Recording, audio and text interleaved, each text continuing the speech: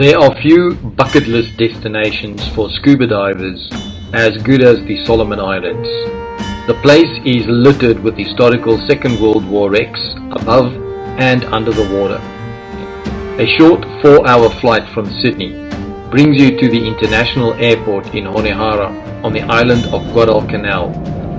The airport was once known as Henderson Airfield. It was taken from the Japanese in August of 1942 and allowed the Allies to dominate the air. By Christmas that same year, the Japanese were on the retreat to the northwestern tip of the island. Admiral Yamamoto ordered Operation K, during which the forces were withdrawn to the main bases in New Britain. At Comimbo Bay in the northwest, large cruiser submarines would land at night to resupply the starving troops, waiting to be evacuated. Today, the bay is quite peaceful, and just offshore, behind the breakers, lies the wreck of a 100-meter cruiser submarine called the I-1. She was a Youngstown-type cruiser submarine with 2 large deck guns.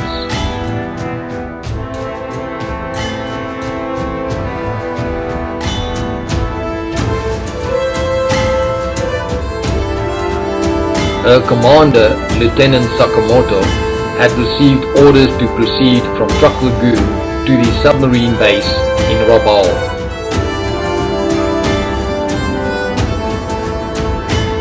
There she was loaded with supplies, and her aft gun was removed in order to fit a Daihatsu barge for the transporting of goods to shore. On the 24th of January 1943, Lieutenant Sakamoto got underway at 4 in the afternoon for Guadalcanal. They were communicating with the Japanese naval code JN25D. Unbeknown to them, the Allies had partially cracked this code, and therefore the arrival of a Japanese submarine was conveyed to the New Zealand Navy corvettes Kiwi and Moa. The I-1 surfaced at 8:30 that night. Sakamoto was warned of the possibility of torpedo boats in the area. His lookout spotted the corvettes, and he ordered a crash dive to 100 foot.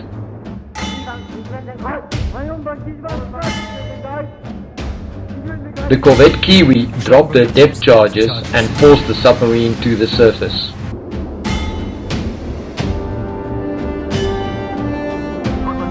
Sakamoto and a team manned the bow gun. Unfortunately, they were instantly killed by gunfire from the corvettes. The torpedo officer, Lieutenant Kurida Sadayoshi, now took charge and ordered a new team to man the guns in order to defend against the corvettes. Both the Kiwi and the Moa attempted to ram the submarine, a favorite technique to sink submarines at the time. Lieutenant Kurida decided to run for the beach. The submarine ran aground on Fish Reef, and he ordered abandoned ship. Kurida with 66 men made it to the nearby garrison at Cape Esperance. On the 2nd of February, Kurida with 11 men snuck back in an attempt to scuttle the ship. They were unsuccessful. The Japanese were however determined to destroy the submarine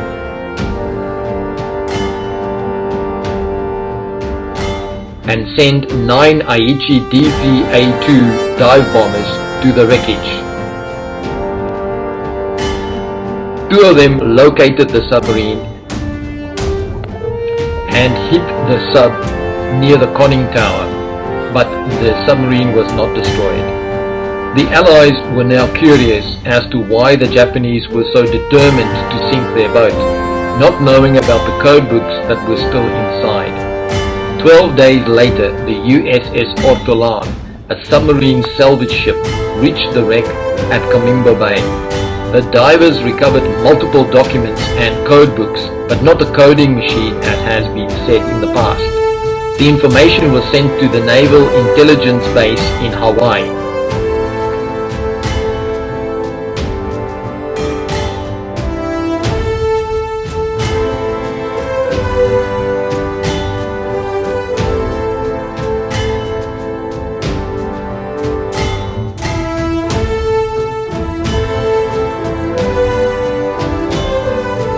The question now remains, how did this result in Yamamoto's death? In April of 1943, Yamamoto was inspecting troops on New Britain and then planned a flight to Bougainville in his Mitsubishi Betty bomber.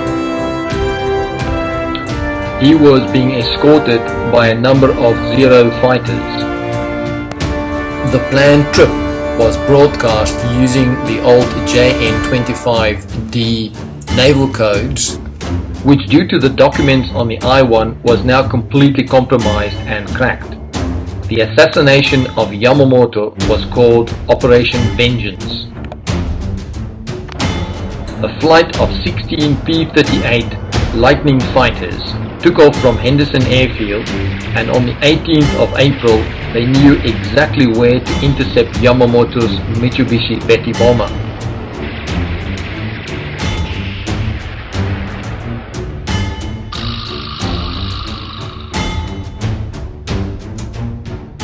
The plane was shot down.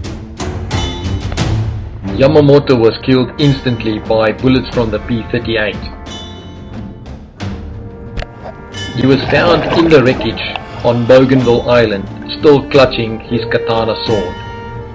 Such was the respect for the Admiral that he was afforded a state funeral back in Tokyo. His ashes were buried in Tokyo at the Tanaka Cemetery and in the temple of Chokuji in Nagaoku City, his ancestral burial ground. And so Yamamoto and the submarine shared the same fate. However, there was one more humiliation for the submarine.